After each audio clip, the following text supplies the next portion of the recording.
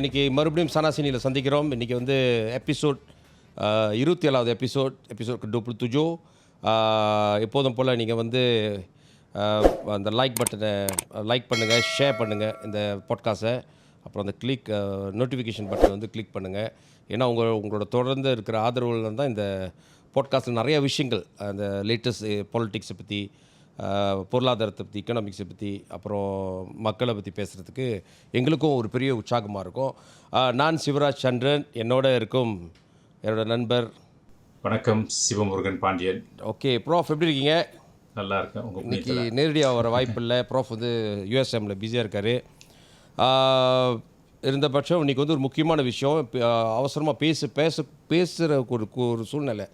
அந்த எண்ணெய் டீசல் விலை ஏறிச்சுல, டீசல் ரேஷனலைசேஷன் செஞ்சுருக்காங்க. இப்போ என்ன நினைக்கிறீங்க ப்ராஃப்? ஒரு டிராஸ்டிக்கான மூவாக இருக்குது. திடீர்னு சொல்லி அனௌன்ஸ் பண்ணிட்டாங்க. பிகாஸ் ஃபியூ வீக்ஸ் அகோ வந்து அந்த வந்து ரூமர்ஸாக தான் இருந்துச்சு. பட் இப்போ வந்து அந்த ரேஷனலைசேஷன் வந்து உடனே செஞ்சிட்டாங்க. ஸோ அதோட இம்பேக்ட் எப்படி இருக்கும்? நீ பார்த்தீங்கன்னா பொதுவாக எல்லாம் பிரதமரும் வந்து ரேஷனலைஸ் பண்ணலான்னு நினச்சாங்க டீசலை. ஆனால் ரத்துஸ்ரீ அன்வார் தான் took the unpopular decision. Timing is questionable. And to convince the people, anything goes up, people will always question something is wrong somewhere.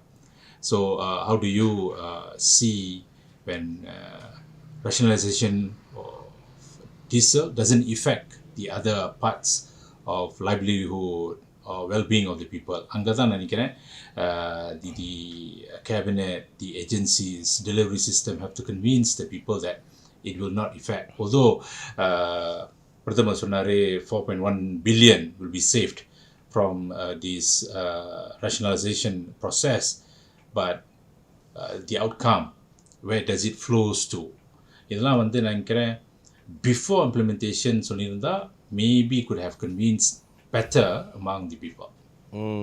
இல்லை தோன், என்னென்னா ப்ராஃப், நான் வந்து ஐ திங்க் சப்சிடியை வந்து டார்கெட்டட் சப்சிடி, அப்புறம் அந்த டீசல் ப்ரைஸிங்கை வந்து ரேஷனலைஸ் பண்ணுறது, இதெல்லாம் வந்து ஐ திங்க் இது செஞ்சாகணும். இது high time for the country.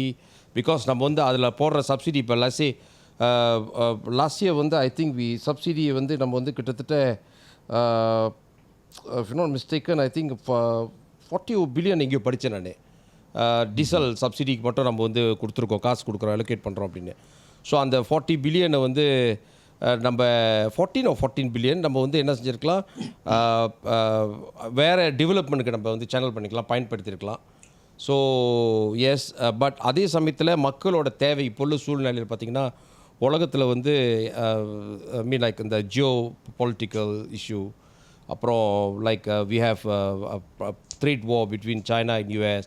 So all this affected the pricing and also livelihood of our people. So அதனால் இந்த டைமில் இந்த ப்ரெஷர் கொடுத்தா கேன் தி சஸ்டெயின், அதை குஷன் பண்ண முடியுமான்னு தான் நம்மளோட கேள்விக்குறி.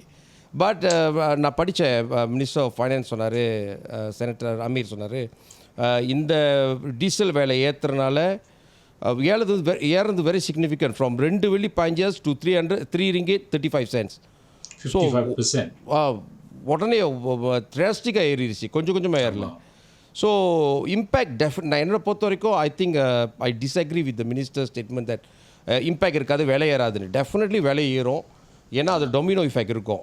டெஃபினெட்லி இன்றைக்கி பார்த்தீங்கன்னா நிறையா கம்பெனிஸ் வந்து பார்த்திங்கன்னா அனௌன்ஸ் பண்ணியிருக்காங்க நான் விலையை ஏற்றி ஆகணும், வழி இல்லை அப்படின்னு. அதே சமயத்தில் எஸ்கேடிஎஸ் சப்சிடி டீசல் 2.0 கிலோ வந்து பார்த்திங்கன்னா 33 ஜினிஸ் பிஸ்னஸ்க்கு வந்து கிண்டரானுக்கு வந்து அவங்க வந்து சப்சிடி கொடுக்குறாங்க. That means back to the normal stay வந்து அது 2 ringgit 15 cents கட்டலாம். அந்த ஃப்ளீட் கார்டு எடுத்துகிட்டு அவங்க வந்து தே கேன் யூஸ். அப்புறம் பூடி மடானி கீழே வந்து அந்த ஸ்கீம் கீழே வந்து திறந்துருக்காங்க நிறைய பேருக்கு. அதெல்லாம் நீங்கள் வந்து if eligible you can apply. But என்ன பிரச்சனை, நம்மளுக்கு ஆளுங்களுக்கு வந்து அது சில நேரத்தில் இந்த ப்ராப்பராக அந்த லோரி ஓட்டுறவங்களாம் நம்மளால் சில ரிஜிஸ்ட்ரேஷன் இருக்காது, பிஸ்னஸை வந்து சரியாக ரிஜிஸ்டர் பண்ணியிருக்க மாட்டாங்க, டே டு டே போயிட்டு டிரான்ஸ்போர்ட்டேஷன் செய்கிறவங்க இருப்பாங்க, நிறைய பேர் நான் பார்த்துருக்கேன் அந்த மாதிரி. ஸோ அவங்களுக்குலாம் கொஞ்சம் பாதிப்பு இருக்கும்னு நினைக்கிறேன் நான். இந்த காஸ்ட் வந்து பார்த்திங்கன்னா நீங்கள் சொன்ன மாதிரி 55% எப்படி இன்க்ரீஸ் பண்ணிச்சுன்னா தட்ஸ் அ லாட். அண்ட் பெரிய இம்பேக்ட் இருக்கும்னு நினைக்கிறேன் துவான். What do you think, Prof? Yeah, definitely a transportation, delivery system. But at the end, monitoring if can be improved, then we will be able to sustain and also to convince the people that it doesn't affect their livelihood. இப்போ என்னன்னா எல்லாம் நினைக்கிறாங்க diesel ஏறுனனால மித்த விலையும் வந்து ஏறும்னு. நிச்சயமாக ஒரு இந்த 3 மாதத்தில் வேறு விலையும் ஏறும்னு நினச்சிட்டு இருக்காங்க. ஸோ டெஃபினெட்லி ஏறும்னு நினைக்கிறேன் துவான். கர்ப் பண்ணிட்டு கண்ட்ரோல் பண்ணுறதுன்னு நினைக்கிறேன். அதான் இப்போ the whole team have to work on that. Yes, it is necessary. It is unpopular decision. Prime Minister have no choice. Maybe நீங்கள் சொன்ன மாதிரி the time could be now, but how to tell the people that when you increase something, it doesn't affect the others. Yeah, so அது அந்த part மட்டும் விளக்கமாக சொல்லியிருந்தாங்கன்னா நினைக்கிறேன். அது வந்து அவங்க மேனேஜ் பண்ணுற கவர்மெண்ட் வந்து மேனேஜ் பண்ணணும். Yes.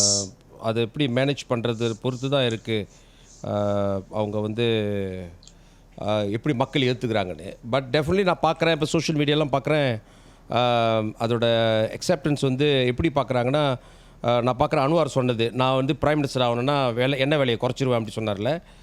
இப்போ 2022 தான் அவர் சொன்னார், அந்த டியூரிங் த கிரைசிஸ் மாதி அன்வார் டைமில்.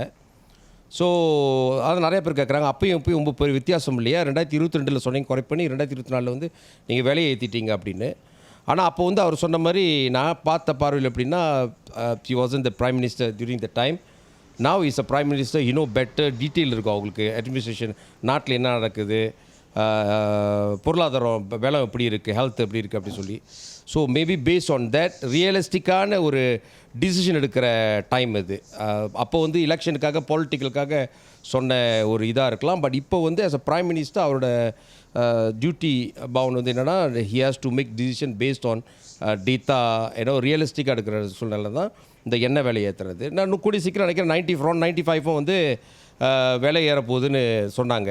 ஸோ அதோட சப்சிடி எடுக்க போகிறாங்க. They going to implement something like targeted subsidy or something.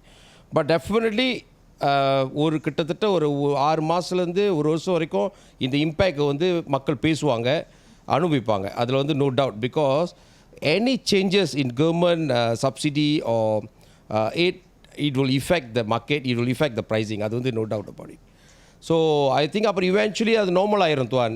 ப்ராஃப் இப்போ பார்த்தீங்கன்னா ஜிஎஸ்டி வந்து நிறைய பேர் அந்த பொலிட்டிக்கல் ரீசன்னால தான் ஜிஎஸ்டி பற்றி சொல்லிக்கிட்டே இருந்தாங்க, ஜிஎஸ்டி 6%. பட் அது போகிற வகையில் பார்த்திங்கன்னா மக்கள் வந்து நார்மல் ஆயிடுச்சு. 6% வந்து அவங்க ஏற்றுக்கிட்டாங்க. அந்த 2018 வந்து அது ஸ்க்ராப் பண்ணலாம். இன்றைக்கி வந்து இதெல்லாம் நம்ம செய்ய தேவையில்லை. ஏன்னா அந்த ஜிஎஸ்டியை would have contributed about 20 billion to the government's coffers. So அதை வந்து செய்யலைன்னா நம்ம வந்து ஜிஎஸ்டி தான் மோஸ்ட் எஃபிஷியண்டான ஒரு டேக்ஸ் சிஸ்டம். அதை வந்து ஒரு பொலிட்டிக்கல் ரீசனுக்காக வந்து மாதிரி வந்து அதை ரிமூவ் பண்ணணும்னு பண்ணிவிட்டு, பட் என்ன ஆச்சுன்னா இப்போ இன்றைக்கி பார்த்தீங்கன்னா நம்ம வந்து இந்த மாதிரி சின்ன சின்ன பாதிப்புகளை வந்து மக்களுக்கு கொடுக்க வேண்டிய சூழ்நிலையாச்சு. ஸோ டெபிசிட் த்ராஸ்க்கு வந்துடும்ல இந்த மாதிரி ஏறினால. சில பேர் டீசல் பாய்க்காத ஆளும் இருக்காங்களே, அவங்க தான் ரொம்ப சொல்கிறாங்க, ஓ வேறு வேலை ஏறு போரு, எஃபெக்ட் பண்ண போருன்னு. 60 வருஷம் டீசல் பாய்க்காதவங்க திடீர்னு சொல்கிறாங்க இப்போ வந்து நம்ம சூழ்நிலை ரொம்ப மோசமாக இருக்குது. So how do you control the deficit thrust? So the government agencies, bodies, the leaders, they can have to speak in one language and also to show that it is necessary. And although it's unpopular, they know it's unpopular, it will affect the support, but they have no choice to do it. அந்த மாதிரி because at the end பார்த்தீங்கன்னா civil சர்வனோட சேலரியும் ஏற்ற போகிறாங்க December மாதத்தில். So அதுவும் effect இருக்கும் பாருங்கள். சில விளையாடு பார்த்தீங்கன்னா anything you increase or you bring it up, it affects the whole ecosystem. ஆமாம், டெஃபினெட்லி இம்பேக்ட் இருக்கும். இன்ஃப்ளேஷன் வந்து இட்ஸ் யூ அன்அவாய்டபிள், டெஃபினெட்லி நடக்கும். பட் எப்படி அதை மேனேஜ் பண்ணுறோம், என்ஃபோர்ஸ்மெண்ட் த்ரூ என்ஃபோர்ஸ்மெண்ட், அப்புறம் அவேர்னஸ், இந்த மாதிரி இதில் தான் பொறுத்து இருக்குது. அது நம்ம ஆளுங்க வந்து ரொம்ப பாதிக்கப்படுவாங்க. ஏன்னா நம்ம ஆளோட B40 குரூப் வந்து கொஞ்சம் அதிகமாக இருக்காங்க. ஸோ அவங்களுக்கு வந்து இந்த டே டு டே லிவிங் எனது கைஸ் பகி மக்கான் பகி கைஸ் பத்தாங்க மக்கா பத்தாங்க அந்த கேட்டகரியில் உள்ளவங்க வந்து பாதிக்கப்படுவாங்க. ஏன்னா நிறைய பேர் லோரி ஓனர்ஸ் வந்து நாட் ரிஜிஸ்டர்ட் அண்ணனோட லோரியை பாய்க்கிறாங்க. அண்ணனோட லோரி அண்ணன் லோரி சொந்தக்கார லோரி பாய்ச்சிங்கன்னா அவர் சப்சிடி அப்ளை பண்ண முடியாது, அண்ணன் தான் அப்ளை பண்ணணும். ஸோ நிறையா பிரச்சனைகள் இருக்குது இந்த இந்த இந்த இந்த சப்சிடி அப்ளை இந்த பூடி மடானியும் அப்புறம் வந்து இந்த எஸ்கேடிஎஸ் அப்ளை பண்ணுறதுக்கும். ஸோ ஐ ஹோப் கவர்மெண்ட் வந்து கொஞ்சம் ஃப்ளெக்சிபிளாக இருந்து try to identified and help those குரூப்லாம். இன்னும் இல்லைனா அவங்க வந்து கஷ்டப்படுவாங்க. அந்த விலை இடத்துக்கு பின்னெல்லாம் பார்த்தீங்கன்னா டீசல் காடி தான் நிறைய பேர் வாங்குவாங்க போயிட்டு, பாப்புலராக இருக்கும் ஏன்னா எண்ணெய் குறவாக இருக்கும் அப்படின்னு. ஆனால் இப்போ வந்து யாரும் டீசல் காடி கால் பண்ணி செக் பண்ணும்போது டீசலோட காடியோட விலை வந்து குறைஞ்சிருச்சு. ஸோ நிறைய பேர் வாங்க மாட்டாங்க. ஸோ அது வந்து ஒரு செக்மெண்ட்டில் பார்த்திங்கன்னா ஒரு பெரிய பிரச்சனை தான் அது. ஸோ ஹோப்ஃபுல்லி பட் என்ன ஒரு குட் திங்னா துவான் பிரதமர் சொல்லியிருக்காரு we can save about 3 to 4 billion in terms of what you call subsidy lose out பண்ணுறதுல. இன்னொன்று வந்து 14 பில்லியன் எஸ்டிமேட் லாஸ்ட் இயர் வந்து 14 பில்லியன் வந்து ஸ்மகிள் அவுட் பண்ணியிருக்காங்க அப்படின்னு. ஸோ இது ஒரு காரணம்னு அவர் சொன்னார். ஸோ ஆஃப்கோர்ஸ் அந்த 14 பில்லியனும் நம்ம வந்து அந்த 3-4 பில்லியன் வந்து ஒரு அடிஷ்னல் நாட்டுக்கு இன்கமாக இருக்கணும். ஆனால் என்ன கேட்டிங்கன்னா அந்த 14 பில்லியன் வந்து ஸ்மக்லிங்கில் போந்தால் நம்ம என்ஃபோர்ஸ்மெண்ட்லாம் பார்டரில் என்ன தான் செஞ்சுருக்காங்க எனக்கும் தெரில. டெஃபினெட்லி அவங்களாம் தெரியாமல் அது ஸ்மகிள் பண்ண வாய்ப்பே இல்லை. If you know, you can estimate the number of how much that we have lost. That means அப்போ அந்த அங்குள்ள ஸ்மக்லிங் நடக்குது, இவ்வளோ லாஸ் பண்ணுறதுன்னு தெரியுதுன்னா ஏன் என்ஃபோர்ஸ்மெண்ட் அது நம்ம நிப்பாட்ட முடியலன்னு அது ஒரு பெரிய கேள்வி. ஆமாம் இல்லையா? இன்றைக்கி பார்த்தீங்கன்னா பார்டரில் வந்து இந்த டீசல் லோரிலாம் போலன்றாங்க விலையேறனோட. ஸோ பார்ப்போம் எப்படி அதோட இம்பேக்ட் இருக்குது அப்படின்னு துவான். அந்த சேவிங்கும் பார்த்தீங்கன்னா அந்த ஃப்ளோ ஆஃப் த சேவிங் எங்கே போகிறேன்னு அது வந்து பிரதமர் கிளியராக லேமேன் லாங்குவேஜில் சொன்னாங்கன்னா maybe that would be very helpful நினைக்கிறேன். உண்மைதான் துவான். ஏன்னா நான் அவங்க ஸ்பீச்சை பார்க்கும்போது when I watch his speech அவங்க வந்து is focusing like stressed about health care, education, அப்புறம் இந்த மாதிரி விஷயத்தெல்லாம் இது பண்ணாங்க. ஆனால் வந்து இதை நம்ம வந்து பாதிப்பை பற்றி பேசுவோமே கசான நிறையா சின்ன வியாபாரிகளுக்கு வந்து பாதிப்பு கூட இருக்கும். ஸோ அவங்க என்ன செய்வாங்கன்னா அந்த பாதிப்பை இவேட் பண்ணுறதுக்காக வேறு simple the transfer the burden to the consumer. So price வந்து டெஃபினெட்லி ஏறும். பார்த்தீங்கன்னா நேற்று பார்த்தா ஸ்கூல் பஸ்ஸஸ்லாம் வந்து கிவன் ஸ்டேட்மெண்ட் நாங்கள் விலை ஏற்றி ஆகணும் அப்படின்னு. பட் என்ன ஸ்கூல் பஸ்ஸில் நான் கொஞ்சம் ஆய்வு செய்யும் போது தேவ் register and SKDS 1 dan juga 2 ரெண்டு இடத்துலையும் அவங்க ரிஜிஸ்டர் பண்ணலாம். பழைய இதில் பார்த்தீங்கன்னா ஒரு வெள்ளி இப்போ சம்திங் தான் டீசல் ப்ரைஸு, இப்போ வந்து 215 அவங்களுக்கு. ஸோ லாஜிக்லி பார்த்தீங்கன்னா விலை ஏற்றக்கூடாது அவங்க. பட் அஃப்கோர்ஸ் மித்த அதர் காஸ்ட் அவங்க ஏறனால மேபி இம்பேக்ட். அதான் சொல்கிறேன், ஜெனரலி நீங்கள் சொன்ன மாதிரி நாட்டில் எது ஏறினாலும் விலை ஏறினாலும் சரி சம்பளம் ஏறினாலும் சரி it will impact the market. அது எக்கனாமிக்லி அது நார்மலான ஒரு கோரிலேஷன் இருக்குது. Yes. So fully anything you increase, whatever goes up, definitely have a negative psychic and the mindset people பார்த்தீங்கன்னா except salary hike. Salary hike பார்த்தீங்கன்னா definitely they will think that it will affect other parts of their life. Right. So இதெல்லாம் வந்து how do you control based on the previous experiences and also to make sure that it doesn't affect your trust, confidence towards the system itself. அதெல்லாம் செஞ்சாங்கன்னா நினைக்கிறேன் இன்னும் 3 வருஷம் இருக்கு தேர்தலுக்கு. So but தேர்தலுக்கு 3 வருஷம் இருக்கு சொல்கிறீங்க. இந்த த்ராஸ் டெஃபிசிட் ஐ திங்க் இது வந்து ஒரு டேஞ்சரஸான ஒரு விஷயம். ஐ திங்க் கவர்மெண்ட் இதை மிட்டிகேட் பண்ணி ஆகணும். ஏன்னா இந்த நீங்கள் சொன்ன டீசல் பாய்க்காதவங்களும் இப்போ டீசலை பற்றி பேசுகிறாங்கன்னா அந்த மாதிரி தான் ஜிஎஸ்டி டைம்லேயும் ப்ராஃப் ஜிஎஸ்டிக்கு வந்து கிட்டத்தட்ட 3000 பொருட்கள் அடிப்படை பாய்க்கிற பொருட்கள் வந்து ஜிஎஸ்டி இல்லை. தட் மீன்ஸ் ஒரு B40 வீட்டுக்கு போனீங்கன்னா அவங்க வந்து அவங்க பாய்க்கிற அடிப்படை பாய்க்கிற ஜாமான் எதுக்குமே ஜிஎஸ்டி இல்லை. பேசிக்லி அவங்க வந்து ஜிஎஸ்டி கட்ட மாட்டாங்க வச்சுக்கோங்க. They are not impacted. But அவங்களாம் பேச ஆரம்பித்தாங்க, அதாவது ஜிஎஸ்டி கட்டுறோம் அப்படின்னு. ஸோ அதுதான் வந்து இப்பயும் நடக்குது. அது எப்போதும் நடந்துக்கிட்டு இருக்கோம். இந்த டீசலை பாய்க்காதவங்க கூட இப்போ டீசல் விலை ஏறிச்சு ஆனால் அவங்க பாதிக்கப்படுறாங்க. டீசல் விலை ஏறினால அவங்க நேரடியாக பாதிக்கப்படாட்டும் இன்டைரக்ட்லி பாதிக்கப்படுறாங்க. விலைவாசி ஏறுதில்ல. ஸோ அவங்களும் வந்து பாதிக்கப்படுறாங்களே. ஸோ அதனால தான் அவங்க பேசுகிறாங்க. It's dangerous. அது அப்படியே இன்றைக்கி பார்த்தீங்கன்னா இன்றைக்கி ஃபுல்லாக சோஷியல் மீடியாவில் ஃபுல்லாக இதை பற்றி தான் பேசியிருக்காங்க.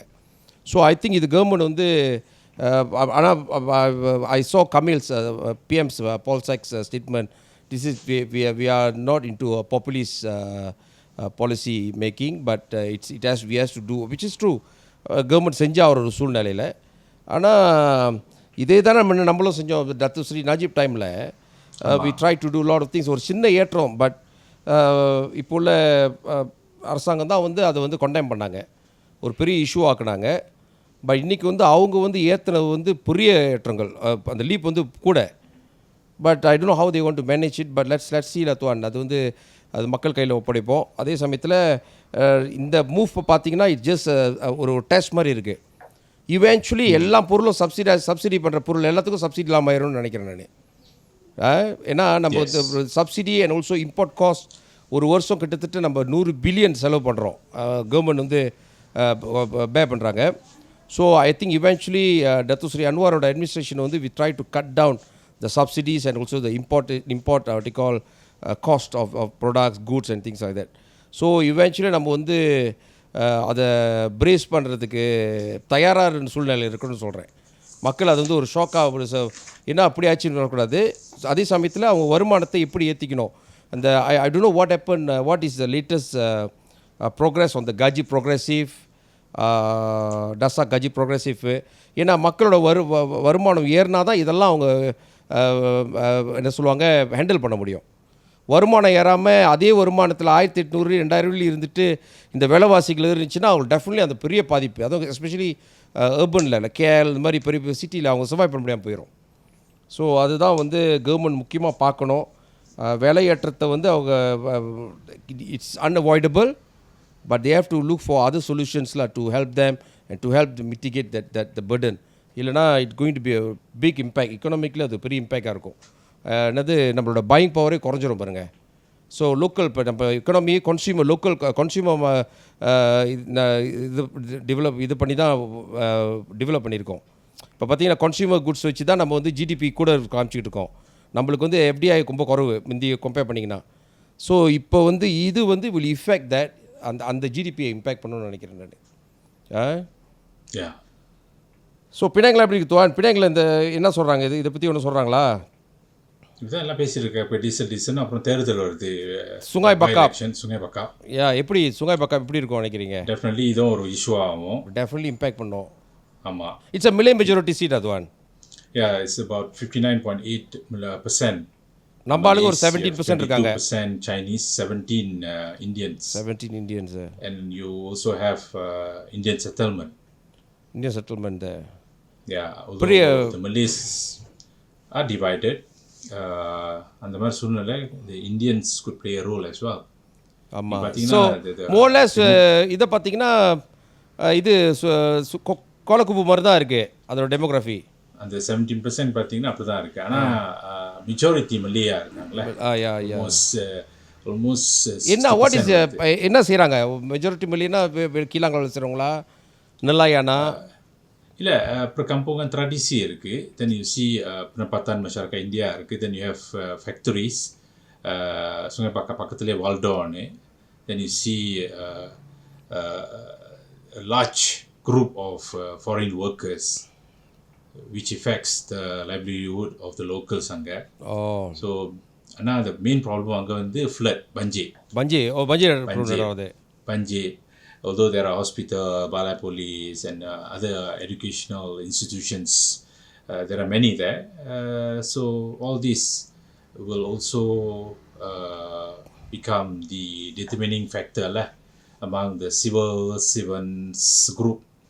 Various civil servant groups இருக்காங்க. போன இது எலெக்ஷனில் பார்த்தீங்கன்னா PKR candidate lost about almost 11 to 12% of Malay support. And PAS Perikatan Nasional increased 11 to 12% of Malay support, allows him to win with a slim majority 1563. So in the தேர்தலில் வந்து definitely candidate plays a role. The issues, local issues, I think will dominate. Although national issues, that one unavoidable about cost of living, performance of Prime Minister or the other leaders in opposition parties. But mainly, I think the voters would want to know what you're going to do for the locals here. So local candidate, I think, should become the main factor to decide the voting patterns here. ஆனால் பார்த்தீங்கன்னா PAS with the green wave in Kedah, Perak, they have also made inroads into Penang, and Sungai Bakap is in mainland, it's not an island. So near to maybe border the missionary, Bera Penang border அது. ஆமா, ம் missionary பார்த்தீங்கன்னா definitely PAS will bring in Kedah missionary, Perak. இல்லை இதில் வந்து I think PAS வந்து will go all out because இது வந்து பாஸோட சீட்டு. அன்லைக் லைக் கோலக்குப்பு வந்து it's பிரசாத்துவோட seat.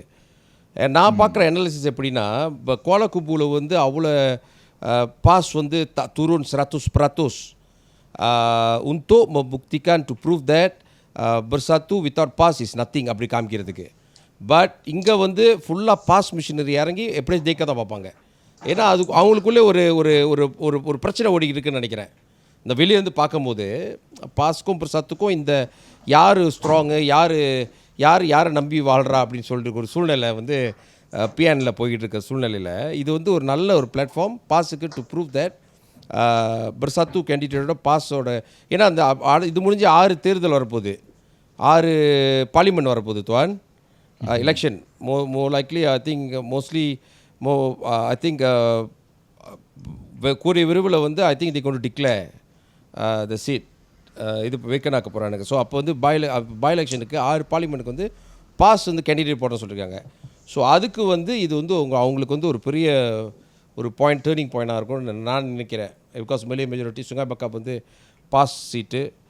But look at the popularity now, government popularity, I mean like Penang government self. But don't you think we can win? Pakatan ஜெயிக்க முடியாது. It's going to be a tough fight. Although it doesn't affect the state government, they have 29 seats out of 40. DAP have 19, 7 PKR, 2 BN, and 1 Amana, and 11 with Perikatan National. It doesn't affect the state power and also at the federal level, but the legitimacy, moral legitimacy, political legitimacy, to an extent, if win for PAS, it shows that they have retained the green wave from the previous election. If it's not, although we are seeing a new kind of wave coming in among the voters, but that cannot be determined in a by-election. In particular, voters turnout definitely is going to be low. The last previous state election there, about 77% turnout. In the Teradal, I don't think it will reach 70%. Most of the outsiders will not come back because it doesn't affect state or federal. So why should I come back? Kolokupum apradana nadandhathu. 77% வந்து 61 க்கு வந்துச்சு. Because they feel that they wouldn't want to come back and vote. That could be one of the factor. Fatigue voters could also influence the voting patterns. But at the end, it is important for the state as well to show that if they can win, they want to show that they have won another seat. Interestingly, நீங்க பார்த்தீங்கன்னா Sungai Bakap falls under Nibong Tebal Parliament. So Nibong Tebal பார்த்தீங்கன்னா 3 state constituency. One is Jawi, won by DAP, Sungai Bakap previously PAS, and Sungai Aceh BN. So எல்லாம் பார்ட்டியும் அங்கே இருக்கு, PKR, DAP, BN, and also PAS. So very interesting voting pattern in Nibong Tebal constituency. So maybe they have to look into the 70% of Indian voters as well. There are many settlement issues that they have to solve. This is the time, and I think state would also want to convince about the tariff, water tariff. Recently increased பண்ணாங்களே, அதுவும் will become an issue. But at the end, loyal supporters will continue to support. And then the party loyalists இருக்காங்களே, அந்த 12.3% Malay votes துவான் Prof. So அவங்க வந்து இப்போ the last election they voted Perikatan National PAS based on many factors that we all know lah. ஒன்று UMNO பிடிக்காத காரணம், ஒன்று வந்து மெயின்லி அதான் ரேஸ், அதுதான் ஓடுச்சு. பட் இந்த டியூரிங் தட் இந்த இத்தனை மாதத்துக்கு இந்த ஒரு 2 வருஷத்துக்கிட்ட அங்கே உள்ள பாஸ்ட் ரெப்ரசன்டேட்டிவ் ஒன்றுமே செய்ய முடியல. You cannot solve any problem, people's problem, ஏன்னோ ஃப்ரம் பேசிக் திங்ஸ்லாம் வெல்ஃபேர் இதெல்லாம் செய்ய முடியல. So do you think that will give an extra edge to what you call Perikatan Pakatan Harapan candidate? Yes, if Sungai Bakap voters feel that they want some changes based on the strong bonding between their representative and the state election, then they should choose from Pakatan Harapan. But that is not the only factor. In particular, maybe the 11-12% and the changes among the Malay voters could be protest vote among the UMNO loyalists towards Perikatan Nasional. ஆமாம். So whether they will come back and vote for Pakatan Harapan's candidate, Right. அங்கதான் நினைக்கிறேன். If the machinery among UMNO could work closely with DAP and others to show that they can come out and vote, just like what happened in Kuala Kubu Baru. So maybe that factor could become one of the main factor to win the seat. So யார் எந்த machinery வந்து ஓட்டர்ஸை வெளியாக கொண்டு வராங்களோ I think அந்த party தான் ஜெயிக்கும். Because same like கொலக்குப்பூவில் Almost நீங்கள் பார்த்தீங்கன்னா மலாய்க்காரங்களை வெளியாக்கலை. ஸோ நிறைய பேர் வரல. 40% என்னமோ தான் டேர்ன் அவுட். ஸோ அதனால் வந்து இம்பேக்ட் பண்ணும். So And another one, I think, those leaders who are seen as liability better don't come to campaign or to become political tourists சொல்கிறாங்களே, ஆமாம். pelancong politik. So locals handle பண்ணால் பெட்டர்ன்றீங்க. The local understand better the political culture of Sungai Bakap. So locality is important. So let the local missionary move. இப்போ Zamri வந்து lead பண்ணுறாங்க பரிசா நேஷனலுக்கு. Zamri. Yes, Zamri and Rafizi for Pakatan Harapan. Both. But Rizal Merican வந்து lead பண்ணியிருந்தா பெட்டராக இருந்திருக்காது. யாரு? ரிசால் அமெரிக்கான் இருந்திருக்கலாம். மேபி ஃபெடரல் லெவல்னு பார்க்குறாங்களே. Both are from federal. ஸ்டேட்டில் இருக்கலாம். The actual director for Sungai Bakap is the deputy chief minister. He's the one.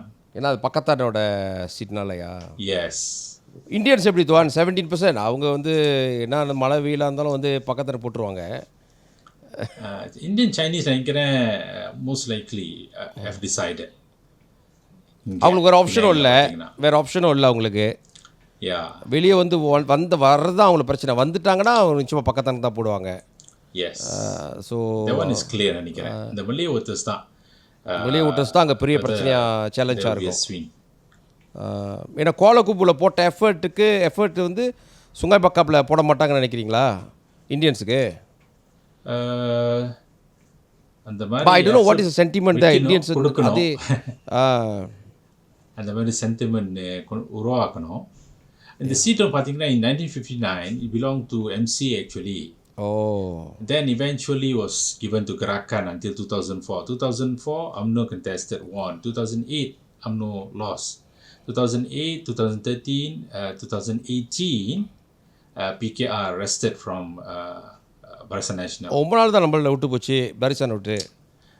Then only 2023 state electionல வந்து it went to pass.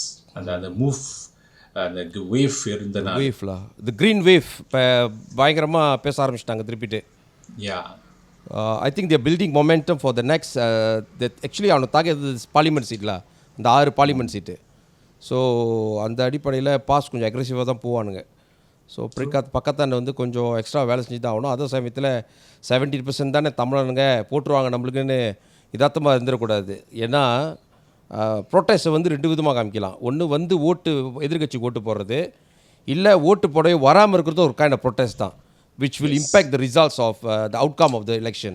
So அந்த அடிப்படையில் the machinery must work extra hard to make sure அவங்களாம் வெளியே வந்து அவங்க விளக்கத்தை கொடுத்து இது பண்ணுறது. இந்த எண்ணெய் இந்த டீசல் விலை ஏறுனது, இப்போ பொருள் ஜாமான் விலை ஏறுறது, அப்புறம் அந்த திருப்பி கோலக்குப்பூவில் நடந்த அந்த இஷ்யூ பாய்ச்சது எகென்ஸ்ட் பிஎம் இந்தியன்ஸும் பிஎம்குள்ள இஷ்யூவை. ஸோ அதெல்லாம் வந்து கொஞ்சம் பாதிக்கும். ஐ திங்க் டெஃபினெட்லி பாய்ப்பாங்க. இப்போ வந்து பார்த்திங்கன்னா Perikatan Nasional வந்து இந்தியன் பார்ட்டி இருக்குது. இப்போ ஐ டோன்ட் நோ எவ்வளோ அக்ரெசிவாக போக போகிறாங்க சுங்காய் பக்காப்னு தெரில. பட் ஐ பிலீவ் இந்த இஷ்யூ தான் பாய்ப்பாங்க. பத்தாவதுக்கு இப்போ இன்னொரு புது பார்ட்டி பிர்சாமான்னு ஒரு பார்ட்டி திறந்துருக்காங்க. அந்த பார்ட்டி வந்து ஐ திங்க் முகமது டேனியல் யாரோ ஒருத்தர் திறந்துருக்காரு. Suddenly talking about you know not joining any one, but ஒரு பொலிட்டிக்கல் ஃபார்ஸாக தேர்ட் ஃபார்ஸாக இருக்குது நாங்கள் ஆசைப்பட்றோம் அப்படின்னு ஸ்டேட்மெண்ட் பார்த்தேன்.